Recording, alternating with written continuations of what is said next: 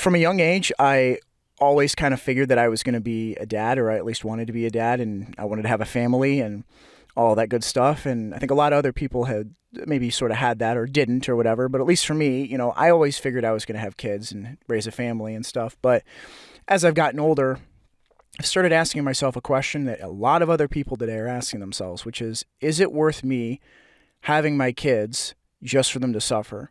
Or more importantly, do I love my kids so much that I would rather not have them if it caused them to suffer just to have them, right? And it's a very interesting question, and I don't think it's a new question. I'm sure people have been asking themselves that for a long time.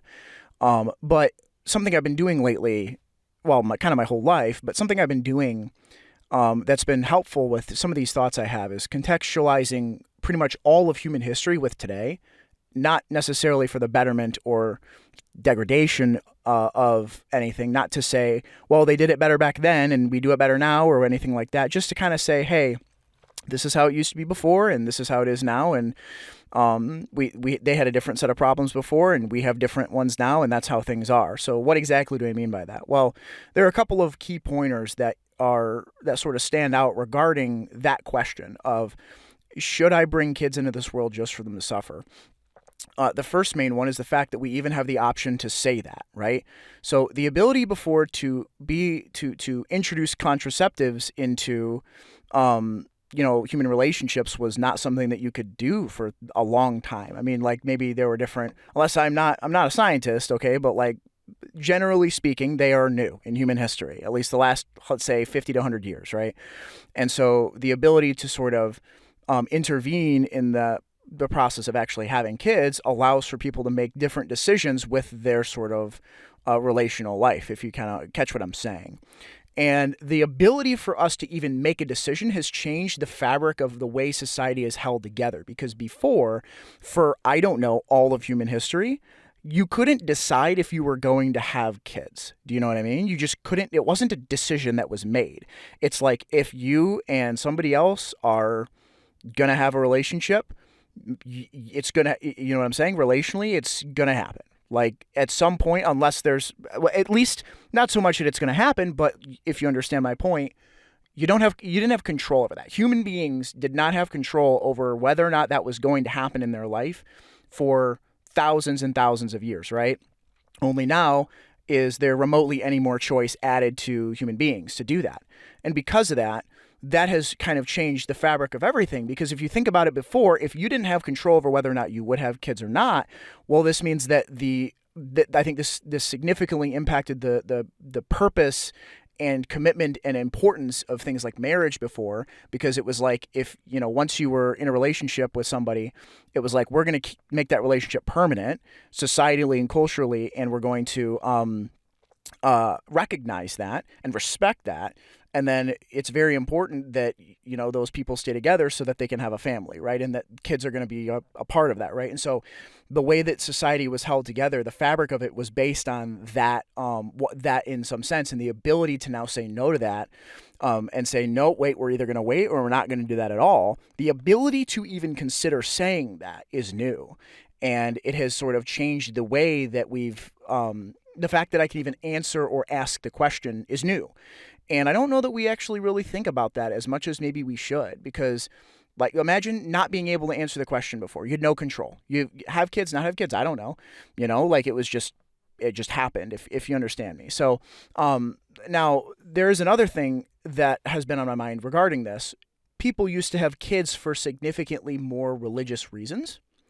So people had kids for reasons that tended to be based on a future hope. So, like, what I mean by that is that, like, you would have kids because it would be like a religious reason, or it would be because you want to have all the work that humans are doing now in this point, not necessarily now in like the 2000s, but like now in human history, all of that work that's being put in, you want to have kids so that you can have them enjoy all of the work that went into building that life, right? That building that world. It's like, we built this world, we want our kids to live in it. So you'd like have kids, right? So there are all these different sort of reasons why before you would want to have kids, and why you would want to sort of have that generation coming after, right? And why you'd want to contribute to that in addition to wanting to just be a good parent, have a family, all that different stuff.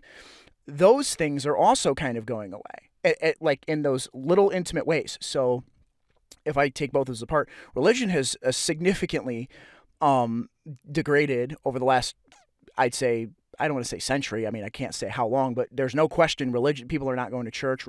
People are not practicing religion the same way. A lot of things have just changed with that landscape. And so religion has sort of faded over time, especially culturally. It's almost taboo to sort of talk about some of that stuff sometimes. And then, in the case of uh, building, having kids because you want them to be able to experience the world we built. I mean, I think a lot of people right now are looking at the world going, I don't want my kids to have to be in this.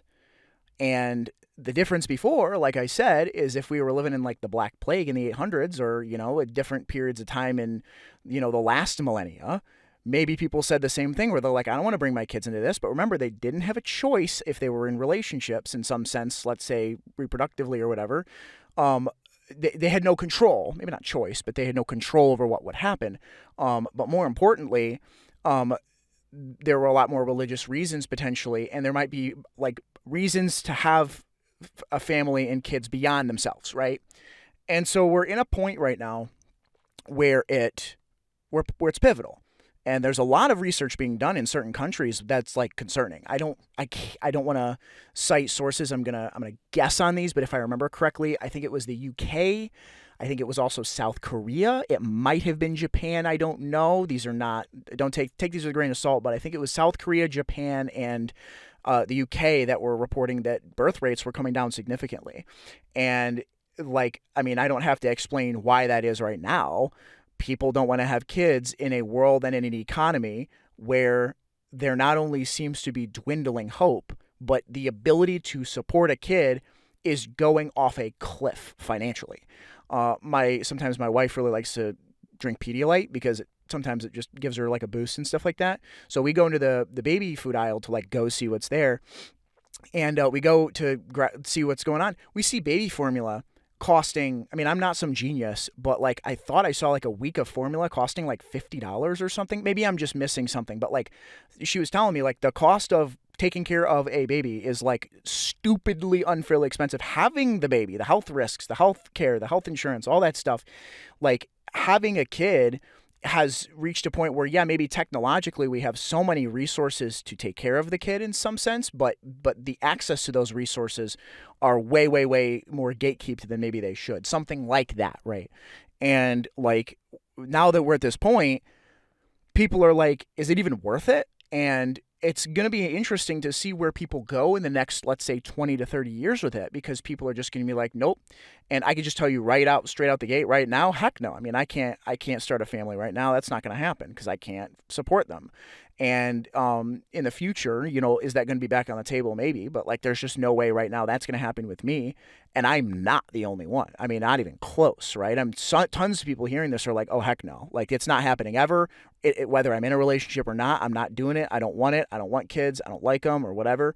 And they have perfectly legitimate reasons for that. And, I kind of feel like if I had to, this is my 2 cents on it, but if it was on me to decide that, like if I felt like if I had the financial backing and I had the resources and everything was available to be able to have the kid or have maybe a couple kids or whatever, and we were ready to do it and we had the resources and the finances and we were in some magical universe like that, it would come down to one very simple thing, which I'm actually going to talk about in another episode too, but it comes down to hope. If you raise a kid, I said specifically the question, or I asked the question, would it be worth it for me to have kids and bring them into this world just for them to suffer? And I define suffering in a way that is based on hope, because everybody suffers. Everybody in human history suffering is universal, right? But the thing about suffering that makes it unique and stand out is its relationship to hope. If we suffer for something as opposed to for nothing, it's different. And people have suffered and bled and died in this world for longer than we can conceptualize.